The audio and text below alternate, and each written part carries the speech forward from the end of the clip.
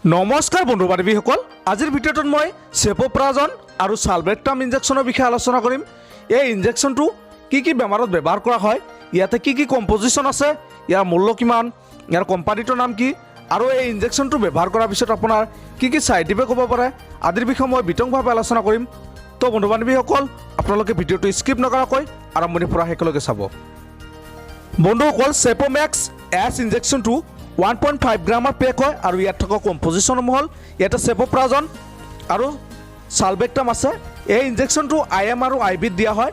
ইয়াৰ মূল্য হ'ল 325 টকা। আপোনালোকে যিকোনো মেডিকেল ষ্ট'ৰত পাই যাব।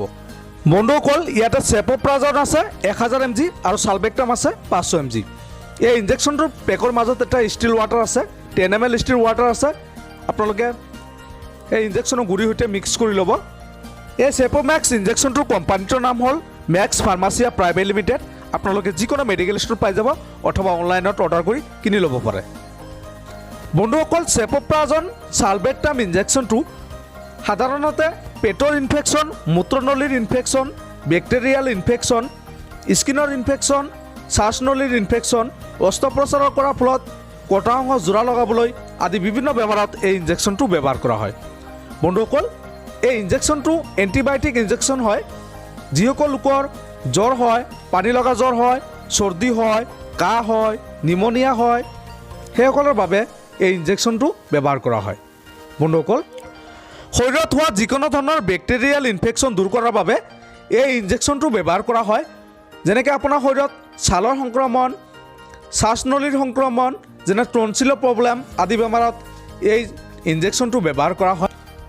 যদি কোনো লোকৰ অপাৰেশ্যন কৰা হয়, অপাৰেশ্যন কটা অংশ জোৰা লগাবৰ বাবে এই ইনজেকশ্যনটো ব্যৱহাৰ কৰা হয়। তদুপৰি বন্ধুসকল, শৰীৰত কোনো অংশত আঘাত পালে, কোনো অংশত কাটিলে, কটা অংশ বা জখম অংশ ফুলি উঠিলে, এনেকুৱা কণ্ডিশ্যনত এই ইনজেকশ্যনটো ব্যৱহাৰ কৰা হয়। বন্ধুসকল, যদি কোনো লোকৰ শৰীৰ জুয়ে পোৰা অংশ বা ক্ষতস্থান শুকাবলৈ এই ইনজেকশ্যনটো ব্যৱহাৰ কৰা হয়। বন্ধুসকল, এই ইনজেকশ্যনটো অকল এডালৰ বাবে ৰোগীৰ ওপৰত নিৰ্ভৰ কৰি এই ইনজেকশ্যনটো ব্যৱহাৰ কৰা হয় অথবা ডক্টৰৰ পৰামৰ্শ লৈহে আপোনালোকে ব্যৱহাৰ কৰিব। তো বন্ধু বান্ধৱীসকল, এই ইনজেকশ্যনটো ব্যৱহাৰ কৰাৰ পিছত আপোনাৰ ছাইড ইফেক্টে দেখা দিব পাৰে, যেনেকৈ আপোনাৰ বমিৰ ভাৱ হোৱা, এলাৰ্জি প্ৰব্লেম হোৱা, মূৰ ঘূৰোৱা সমস্যা, ডায়েৰিয়া আদি এনেকুৱা ধৰণৰ সমস্যা দেখা দিব পাৰে। যদি এনেকুৱা ধৰণৰ সমস্যা দেখা দিয়ে তেন্তে আপোনালোকে এই ইনজেকশ্যনটো ব্যৱহাৰ কৰিবলৈ বন্ধ কৰিব আৰু ডক্টৰৰ পৰামৰ্শ ল'ব। তো বন্ধু বান্ধৱীসকল, আজিৰ ভিডিঅ'টো ইমান আছিল। যদি ভিডিঅ'টো ভাল লাগে প্লিজ এটা লাইক কৰি দিব আৰু এই ইনজেকশ্যনটোৰ বিষয়ে অধিক জানিবৰ কাৰণে আপোনালোকে কমেণ্ট কৰি জনাই দিব পাৰে। ধন্যবাদ।